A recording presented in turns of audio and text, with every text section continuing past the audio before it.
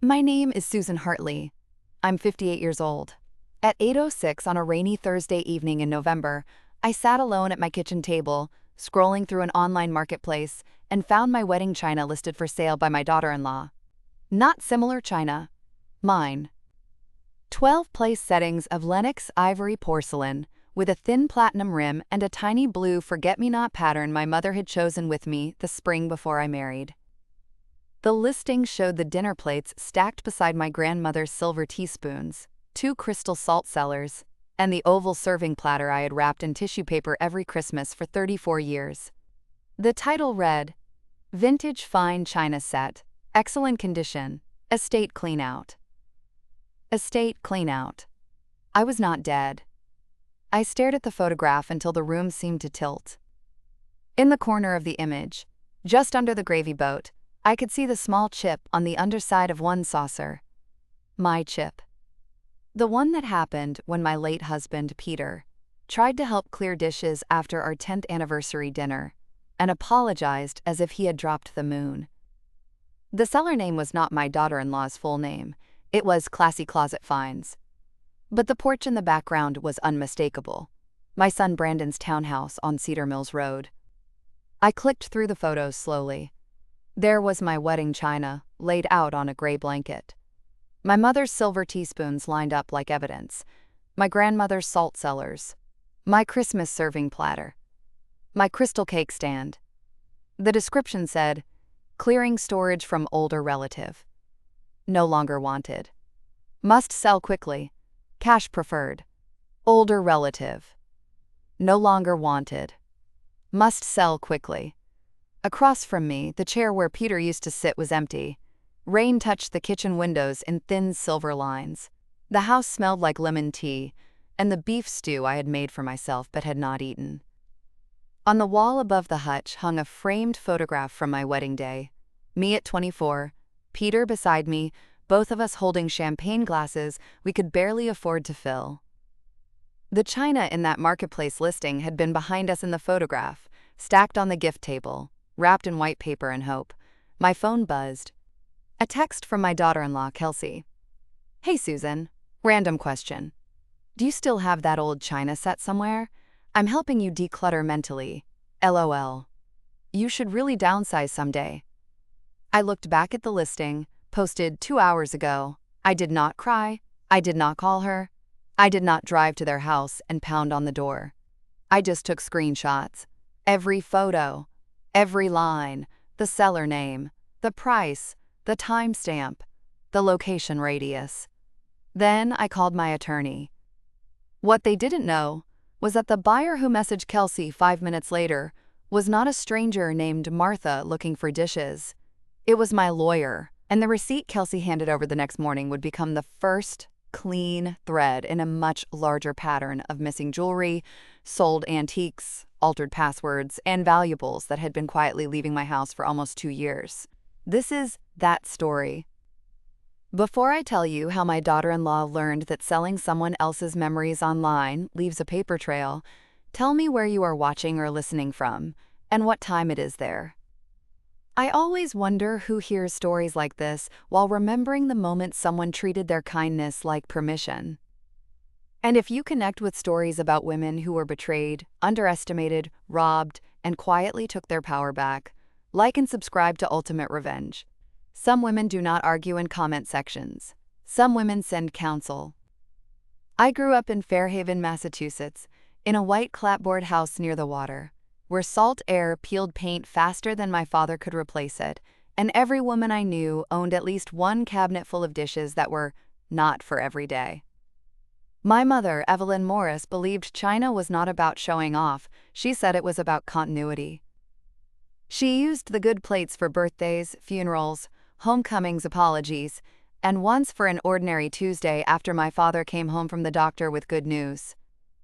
She taught me how to wash porcelain by hand, in warm water, never hot, and to lay a dish towel in the bottom of the sink so one slip did not become a family tragedy.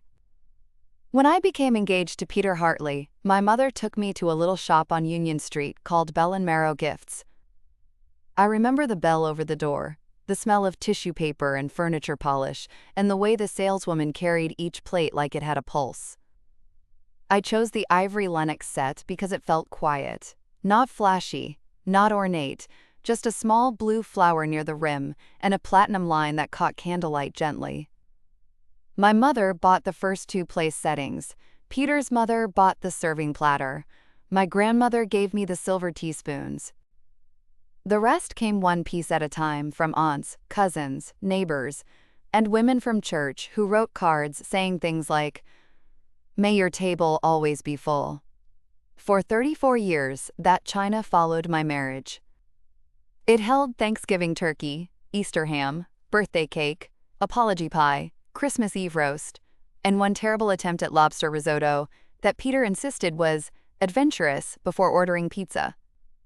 It sat in the hutch in our dining room, behind glass doors Peter polished every December, because he said, "If your mother visits, I want to pass inspection."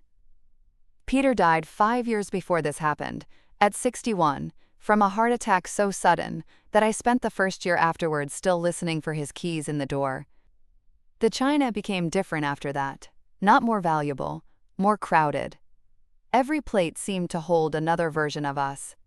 Our son Brandon was 32 when his father died. He was our only child, a good boy in many ways, though good boy becomes a dangerous phrase when no one teaches the boy to become a good man. Peter had adored him. I did too. Brandon was charming, funny, forgetful, and used to being rescued before consequences hardened around him.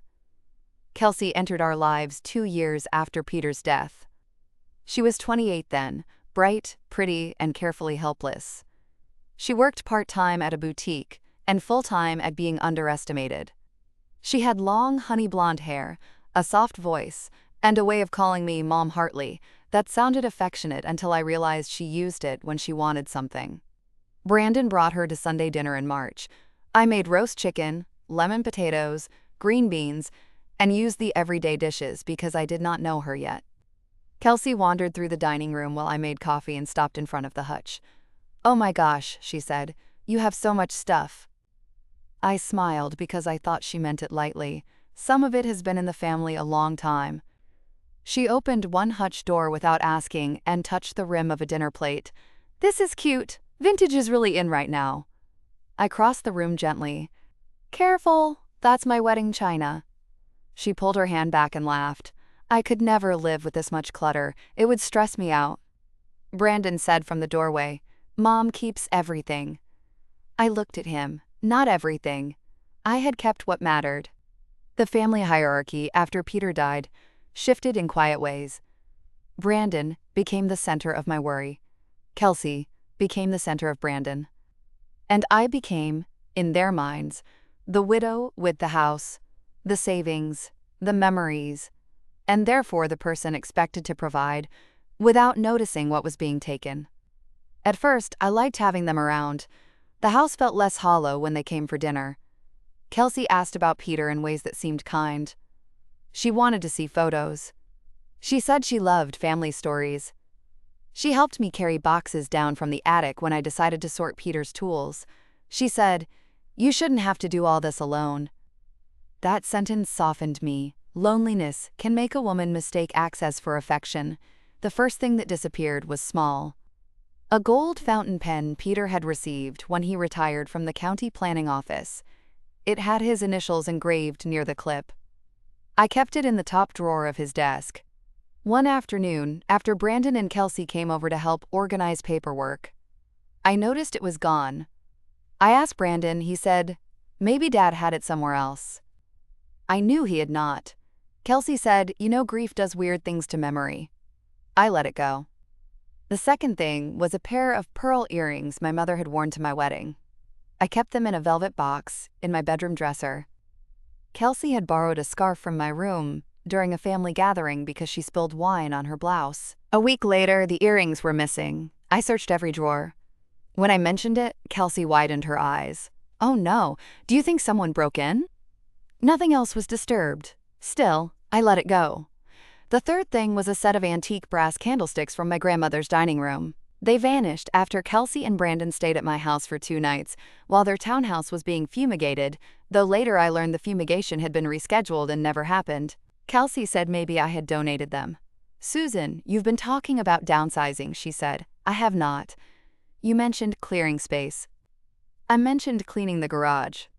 She smiled gently. "Sometimes we say things and forget." That was when unease became a small stone in my chest. But suspicion is difficult when it points at your own child's home. I did not want to believe Brandon would allow theft. I did not want to believe Kelsey would take from a widow who cooked her meals and wrapped Christmas gifts in the paper she liked. So I did what many women do when the truth threatens the family structure. I became more careful without becoming honest. I locked my jewelry box. I photographed some heirlooms. I started keeping receipts and appraisal papers in a folder marked household insurance.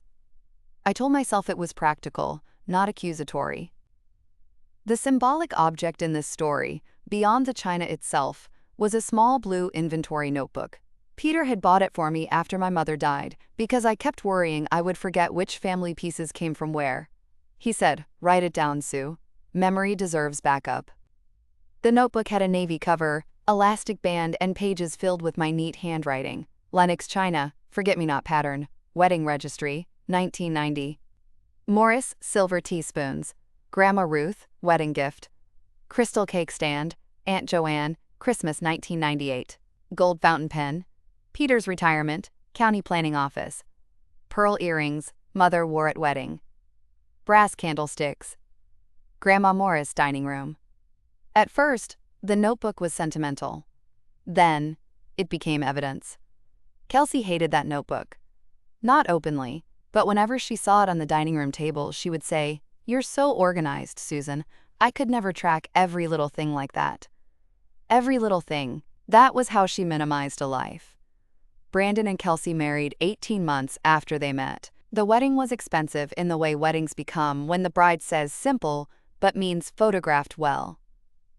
I paid for the rehearsal dinner, then the flowers when Kelsey's mother said she was tapped out, then the photographer deposit because Brandon called at 10 at night sounding panicked. Peter would have said, "We can help them start right." So I did. At the reception, Kelsey made a toast. "To Susan," she said, raising her glass, "for being so generous with all the old family things and making me feel like part of the Hartley legacy." People clapped. I smiled. Only later did I wonder why generosity with old family things sounded less like gratitude and more like a preview. The breaking point began with a Facebook message from a woman named Nora Bell. Nora and I had gone to high school together, though we had not been close. She collected vintage home goods and occasionally sent me posts because she knew I liked old porcelain. That Thursday evening, at 7:58, she sent a link with the message, "Sue, isn't this your china pattern?" I clicked. Classy closet finds. Vintage fine china set. Excellent condition. Estate cleanout. $1, $200 or best offer. Cash preferred. Pickup only.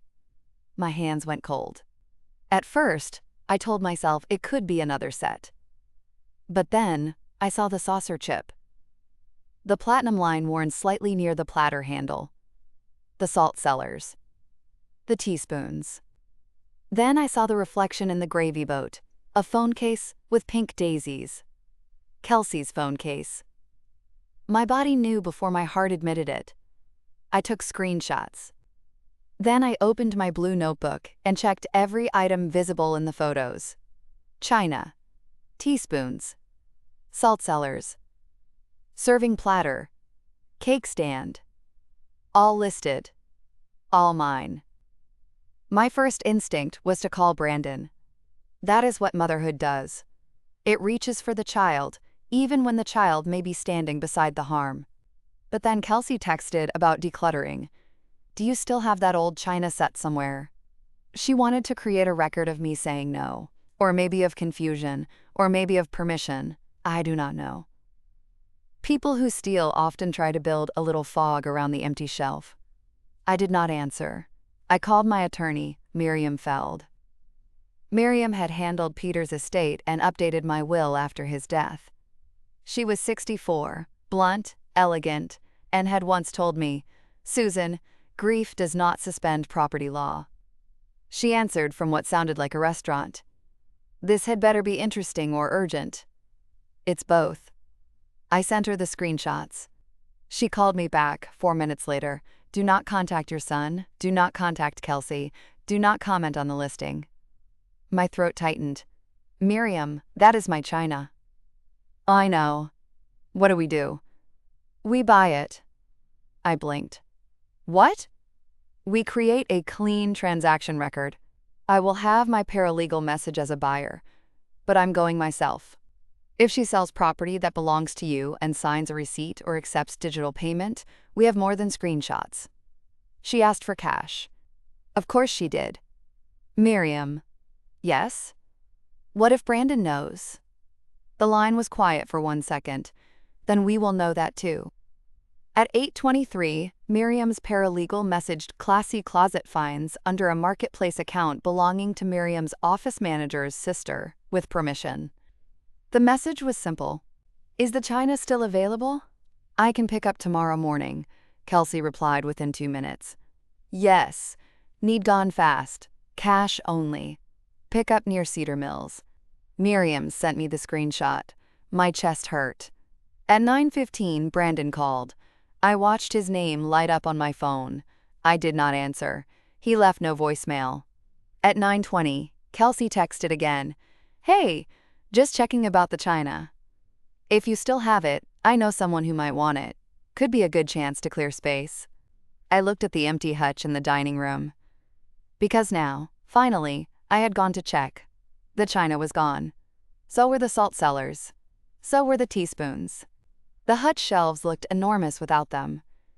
I stood in the dining room, with my phone in one hand and the blue notebook in the other. Rain tapped the windows. My reflection in the hutch glass looked older than it had that morning. I did not answer Kelsey. Instead, I photographed the empty shelves. Then I walked room by room. Peter's desk. The fountain pen gone. My dresser. The pearl earrings gone. Dining room cabinet. Candlesticks gone. Guest room closet. 2 antique quilts missing. Hallway table drawer. Silver napkin rings gone. Attic storage. A box of Christmas ornaments half empty. The pattern was no longer a stone in my chest. It was a map. By midnight, I had written 14 missing items in the blue notebook with approximate dates last seen and likely access windows. Kelsey and Brandon had been present for every window. At 10:30 the next morning, Miriam Feld arrived at Brandon and Kelsey's townhouse wearing a camel coat, pearl earrings, and the expression of a woman who could turn a receipt into a weapon. I did not go. That was important. I sat in Miriam's office conference room with her associate, Daniel Park, and watched the transaction unfold through updates. 10:34. Miriam arrived. 10:37. Kelsey opened garage. 10:41. Items visible. 10:45. Miriam requested written receipt for tax records. 10:47. Kelsey agreed. 10:51. Cash exchanged. $1, 100 negotiated price. 10:53. Kelsey signed receipt as Kelsey Hartley. 10:55. Miriam took possession. At 11:15, Miriam walked into her conference room with 3 boxes, and my wedding china wrapped in bath towels that did not belong to me. The sight of it broke something open in me. Not loudly, I simply pressed both hands over my mouth and breathed until I could lower them. Miriam set a receipt on the table. It read, "Sold as estate cleanout china and silver items. Seller confirms ownership and right to sell. $1, 100 cash received. Kelsey Hartley." Her signature curled at the bottom. "There it is," Miriam said. Daniel Park photographed every item. We compared each piece to the blue notebook, old insurance photos, and my wedding album. The chip matched. The salt cellars matched. The teaspoons had my grandmother's initials. My cake stand had a faint scratch on the base from the Christmas Peter dropped a pie knife. Miriam's face grew colder with each match. "Susan," she said, "this is not a misunderstanding." "I know. Do you want to report it?" I looked at the china. "I want Brandon in the room first." She did not argue. She simply nodded. "Then we invite him to my office." At 12:20, Miriam called Brandon on speaker. He answered cheerfully. "Hey, Miss Feld." "Brandon, this is Miriam Feld. I represent your mother. We need you and Kelsey at my office today at 4 o'clock regarding property belonging to Susan Hartley." Silence. Then, "Is Mom okay?" I closed my eyes. Miriam looked at me. "Yes," she said. "Your mother is physically fine. The matter is legal." "What matter?" "Your wife sold your mother's wedding china to me this morning." The silence changed. It became a room with no doors. "What?" Brandon said. "You heard me." "That's impossible." "No, Brandon, it is documented. 4 o'clock.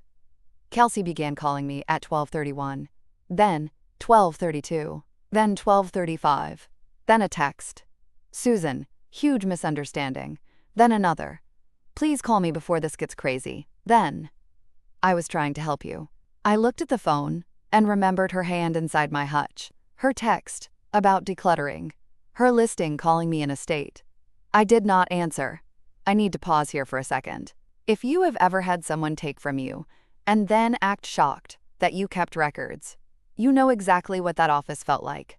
It was not about dishes. It was not about clutter. It was about years of someone treating my memories like inventory and my silence like permission.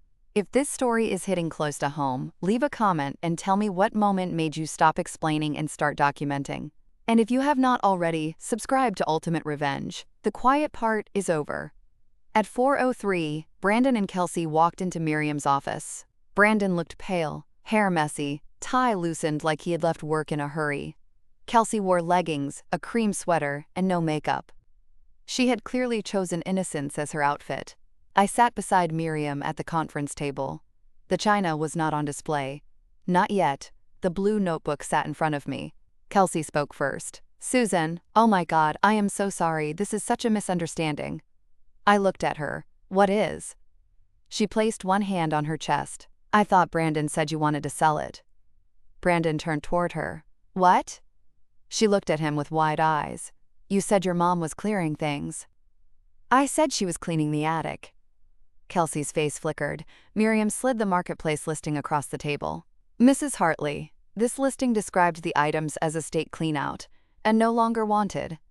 Kelsey leaned forward. "I write descriptions for clicks. Everyone does that." Miriam placed the signed receipt beside it. "You also signed that you owned the items and had the right to sell them." Kelsey swallowed.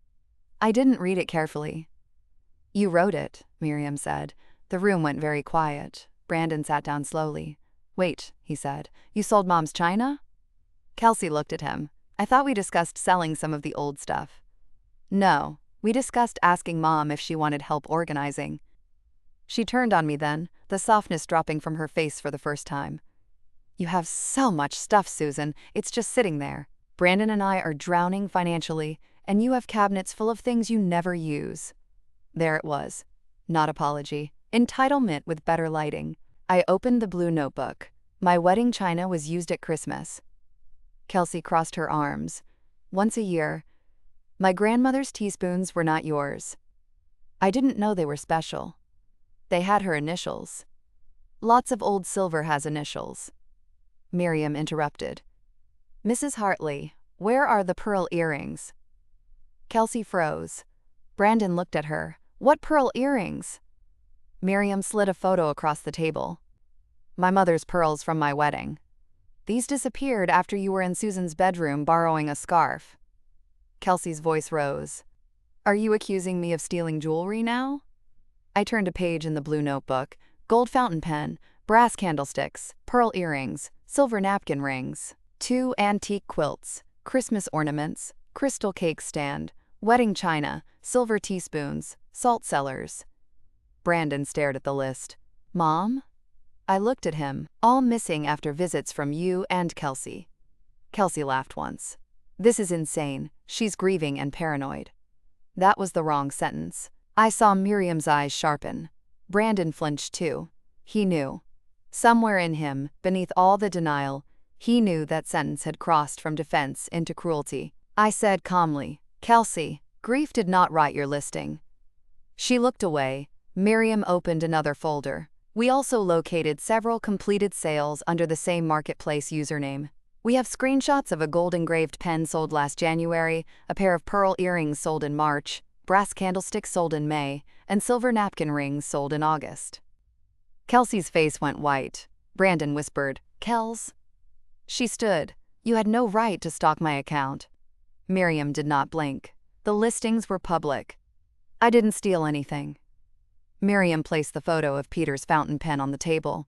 The engraved initials were visible. "PH. My client's late husband's initials are on this pen."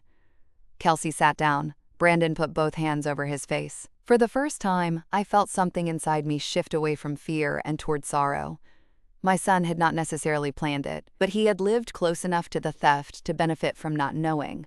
That is its own kind of failure. Miriam said, quote, "We have enough documentation to pursue civil recovery and make a police report. Mrs. Hartley, my client is willing to discuss return of all remaining property, accounting of sold items, and restitution before deciding next steps." Kelsey began crying. Not softly, not with dignity. She cried the way people cry when the room stops believing them. "I was overwhelmed," she said. "We had credit card bills. Brandon wasn't getting overtime. Susan never helps unless it's on her terms." I looked at Brandon. He dropped his hands. "Mom has helped us." Kelsey wiped her face angrily. "With dinners and little checks, not real help." I almost smiled. Not because it was funny, because there it was again. The belief that what I gave was too small, and what I kept was therefore available. I said, "You could have asked." She looked at me. "You would have said no." "Yes," I said. "To stealing my dead mother's earrings, I would have said no." Brandon closed his eyes. Miriam slid a legal pad toward him. "Brandon, if you know where any of these items are, now is the time." He looked at Kelsey. "Kels?" She stared at the table. "The quilts are in the hall closet." My breath caught. "The ornaments?" "Some are in our storage unit." "Some?" Miriam asked. Kelsey whispered, "Some sold." "The earrings?"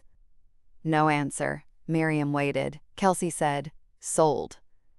The word landed quietly, final as dirt on a coffin. I looked down at my hands. Peter's wedding photograph flashed in my mind. My mother fastening those pearls in the mirror.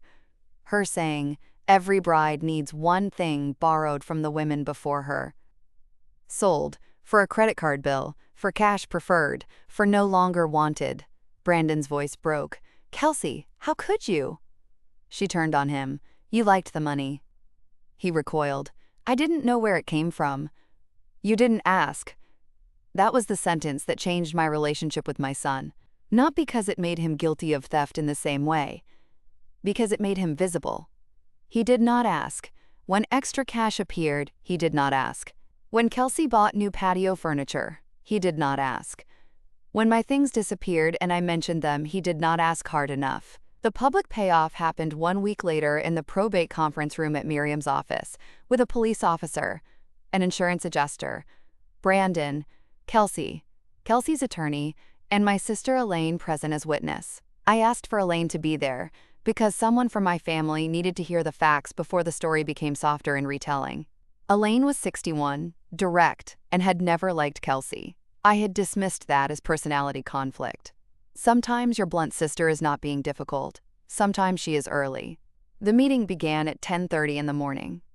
The conference room had tall windows, a long mahogany table, and a sideboard where Miriam had arranged the recovered items. My china was there, wrapped properly now. The salt cellars, the crystal cake stand, the quilts, some ornaments.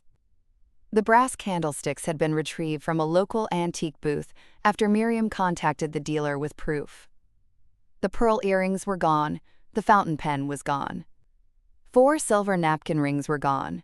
6 Christmas ornaments were gone, including the glass lighthouse Peter bought during our trip to Maine. Officer Daniels sat near the door with a notebook. He was not dramatic. Real law enforcement rarely is in rooms like that. He listened. He wrote. He asked clean questions. The insurance adjuster, Ms. Priya Shah, reviewed the appraisals, photographs, and inventory notebook. Kelsey's attorney, a young man named Grant Weller, tried to frame the matter as family confusion. "With respect," he said, "these items were in a family home, accessed by family members over years, and there may have been ambiguity around gifting, decluttering, and permission. Miriam opened the blue notebook. There was no ambiguity. She placed my inventory entries on the table, then the photographs, then the marketplace listings, then the signed receipt. Then Kelsey's text asking whether I still had the china, sent 2 hours after she listed it. Miss Shaw leaned forward. That timing is significant. Officer Daniels nodded once. Kelsey stared at the table. Brandon looked like he had not slept in days. Miriam said, "Mrs. Hartley, please read the listing description." Kelsey's attorney objected. Miriam looked at him. "This is not a courtroom, Mr. Weller, but if you prefer, we can save the reading for one." He sat back. I picked up the printed marketplace listing. My voice was steady. Vintage, fine china set, excellent condition, estate cleanout. Clearing storage from older relative. No longer wanted, must sell quickly, cash preferred. The room did not move. I placed the paper down. Then I opened the blue notebook to the first page and read, Lenox china, forget-me-not pattern. Wedding registry, 1990. First 2 place settings from mother. Serving platter from Peter's mother. Silver teaspoons from Grandma Ruth, used first Christmas Eve in our first house. I closed the notebook. That is not an estate cleanout, that is my marriage. Kelsey began crying again, but quieter this time. Elaine whispered, "Oh, Sue." Brandon looked at me. "Mom, I'm sorry." I did not answer immediately. I looked at the recovered china, the plates that had somehow traveled from my hutch to my daughter-in-law's porch, to my lawyer's car, to this conference room. I looked at the empty spaces where the earrings and pen should have been. Then I looked at my son. "Brandon, sorry is the beginning of telling the truth, not the end of it." He nodded, tears in his eyes. "I know." Miriam slid the restitution proposal forward. It required repayment for unrecovered items based on documented appraised or replacement value, reimbursement of attorney fees tied to recovery, return of all remaining items within 48 hours, written admission that no items were gifted or authorized for sale, removal of all listings involving my property, full disclosure of all marketplace accounts used, and a no-entry agreement for my home unless I gave written permission. Kelsey's attorney read it. "This is extensive." Miriam said, "So was the theft." Officer Daniels asked Kelsey, "Are there any other items from Mrs. Hartley's home currently in your possession, storage unit, vehicle, or listed online?" Kelsey wiped her face. "Yes." Brandon looked at her sharply. "What else?" She whispered, "A box of old table linens, some framed photos, a silver tray." I closed my eyes. Peter's mother's silver tray. Elaine said, "Jesus, Kelsey." Kelsey looked up. "I didn't think she used them." Officer Daniels asked, "Did she give them to you?" Kelsey looked at me, then down. "No." That one word changed the room. No misunderstanding. No decluttering. No old relative. No permission. The no sat there like a clean blade. Brandon signed the restitution agreement with shaking hands because he agreed to be jointly responsible for repayment, though Miriam made clear that legal liability would be sorted separately if needed. Kelsey signed after her attorney whispered to her for almost 5 minutes. Officer Daniels took the report. Ms. Shaw scheduled a formal claim review. Elaine sat beside me and held my hand under the table. At the end, Kelsey looked at me. For once, there was no performance left in her face. "I'm sorry," she said. I believed she regretted being caught. I did not yet believe she understood what she had taken. So I said, "I hear you." Nothing more. The aftermath was ugly in the way family theft always is. Not cinematic, not clean, not one dramatic door closing while violins played. It was phone calls, receipts, storage unit visits, police follow-ups, insurance forms, angry relatives, shame, silence, and the slow reclassification of memories into evidence. Brandon moved out of the townhouse for 6 weeks and stayed with a friend from work. He called me every Sunday at 4 o'clock, whether I answered or not. The first 2 times, I let it go to voicemail. His messages changed. The first was panic. "Mom, I don't know what to say, please call me." The second was apology. "I should have listened when you said things were missing." The third was truth. I liked not knowing because it meant I didn't have to fight with my wife or admit we were using you. That one I saved. Not to punish him. To remember the difference between guilt and accountability. Kelsey entered a repayment plan and, according to Brandon, began counseling after her own mother told her she had quote, crossed from messy into criminal. I did not involve myself in whether their marriage survived. That was between them, their vows, and the storage unit receipts. My relationship with Brandon became quieter. Better, eventually, but quieter first. He came to my house in January to return the silver tray in person after it was found wrapped in a beach towel in their storage unit. He stood on the porch holding it with both hands. "May I come in?" he asked. That question mattered. He had not asked before. Not really. He had used his key, walked through my rooms, opened closets, assumed access because he was my son. I said, "Not today." His face fell, but he nodded. "I understand." I took the tray. He looked at the door. I gave my key to Miriam. "I know. I should have given it to you." "Yes." He swallowed. "I miss Dad." The sentence nearly broke me because grief always looks for a door. I do too. "I think I let Kelsey take pieces of him because I was angry that you still had them." There it was. Not an excuse. A truth with teeth. I held the tray against my chest. "Brandon, grief does not entitle you to steal from the person grieving beside you." He nodded, crying quietly. "I know." That was the first time I hugged him after the meeting. Not because everything was fixed. Because he had finally stopped asking me to make his pain comfortable before mine was acknowledged. Some items never came back. The pearl earrings had been sold to a traveling buyer at a flea market. No record beyond cash. The fountain pen had been shipped to a man in Oregon who refused to respond to Miriam's letters. The lighthouse ornament was gone. So were 2 glass birds Peter had bought me after our 25th anniversary trip. For a while, those missing things haunted me more than the recovered ones comforted me. Then Miriam said something during a meeting that stayed with me. "Susan, recovery is not the same as restoration. Do not demand that your heart behave as if they are equal." So I stopped pretending.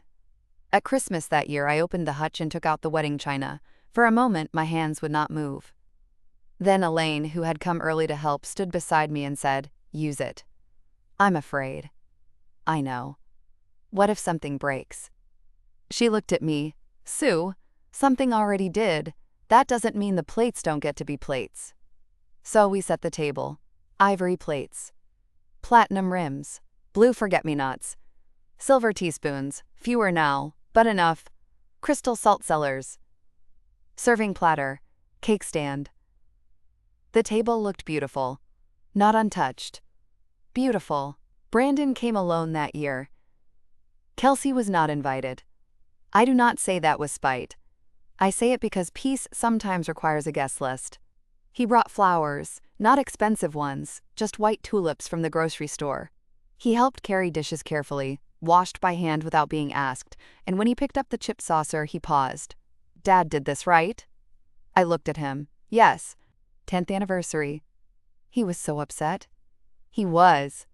Then he made that terrible risotto. I laughed before I could stop myself. Brandon smiled, and for one moment Peter was in the room, in the way loved people sometimes return through shared memory. After dinner, Brandon stood by the hutch. "I'm going to pay back the earrings separately," he said. "Kelsey is already on the restitution plan." "I know. I mean me. I can't replace them. But I want to pay for what I failed to protect." That was the first time I saw the man Peter had hoped our son would become, not because he offered money, because he understood that value and price are not the same, but both can still matter. The legal consequences moved slowly. Kelsey ultimately entered an agreement that required restitution, community service, and no contact with my property. The police report remained. Miriam told me that some families would have pressured me to drop it entirely. Mine did not, mostly because Elaine made sure everyone had seen the listing, receipt, and inventory pages before anyone could rewrite the story. Kelsey's version still floated around for a while. She told one cousin she thought the items had been given to Brandon. The cousin asked why she used a fake seller name. That version died quickly. She told someone else I had too many valuables and had, quote, forgotten what I owned. Elaine replied, quote, Susan had an inventory notebook. That was the problem. That version died too. Eventually, people stopped asking. That is how scandal works, when proof is boring and complete. It gives gossip nowhere interesting to live. I changed my house afterward. Not dramatically. I did not purge everything or lock every drawer like a museum. But I made choices. I installed new locks. I updated my insurance schedule. I moved certain items to a safe deposit box. I photographed everything. I gave some pieces away deliberately, with letters explaining their history, because I did not want theft to make me hoard what love had meant to circulate. I gave my niece Emily the crystal cake stand for her wedding, along with a note about Aunt Joanne and the Christmas pie knife scratch. I gave Elaine 2 serving bowls that had belonged to our mother. I donated some of Peter's tools to the vocational program he had supported, but only after writing down where they went. Records do not diminish love, they protect its path. In March, almost a year after the listing, I visited Miriam's office to sign updated estate papers. On her bookshelf, beside legal volumes, sat a small framed photograph of my wedding china. I had sent it after Christmas with a thank you note. You framed my plates? I asked. She looked over her glasses. I framed evidence of a good outcome. Good outcome is generous. You got most of it back. You protected yourself. Your son began telling the truth. And your daughter-in-law learned that marketplace receipts are not invisible. I smiled. That last part was satisfying. As it should be. When I got home, I opened the blue inventory notebook and added a new page, recovered after unauthorized sale attempt. Attorney purchase receipt, November 9th. Restitution agreement signed November 16th. Use at Christmas dinner resumed. I hesitated, then wrote one more line. Still mine. That was the part one needed. Not because ownership is the deepest kind of love. Because someone had tried to convince me that my memories were excess, my possessions were clutter, and my silence was permission. Writing still mine was not about dishes. It was about refusing to disappear before I was gone. Now when I open the hutch, I do not see only the theft. I see my mother in bell and marrow gifts, lifting a plate toward the light. I see Peter apologizing over the chipped saucer. I see Christmas candles reflected in platinum rims. I see my grandmother's teaspoons, fewer but shining. I see the blue notebook. I see Miriam walking into a conference room with boxes. I see Kelsey signing her name, under a lie, and then having to answer for it. Most of all, I see myself at the kitchen table that rainy Thursday night, choosing not to scream because some moments deserve better than rage. They deserve accuracy. My daughter-in-law sold my wedding china online. The buyer was my lawyer. And the receipt she signed became the first plate in a table setting of truth she could not clear away. Thank you for staying with me through this story. I know some betrayals hurt, because they are not only about money. They are about memory, legacy, the last pieces of people we loved, and the shock of realizing someone saw those things as inventory. If Susan's story reached you, I hope you remember that protecting what matters is not pettiness. Documentation is not cold. And when someone treats your memories like clutter, you are allowed to bring receipts. Subscribe to Ultimate Revenge for more stories about quiet women, family betrayal, silent comebacks, and proof that speaks louder than excuses. So tell me, if someone in your own family sold your heirlooms online and called it decluttering, would you confront them immediately, or would you send someone to buy the evidence first?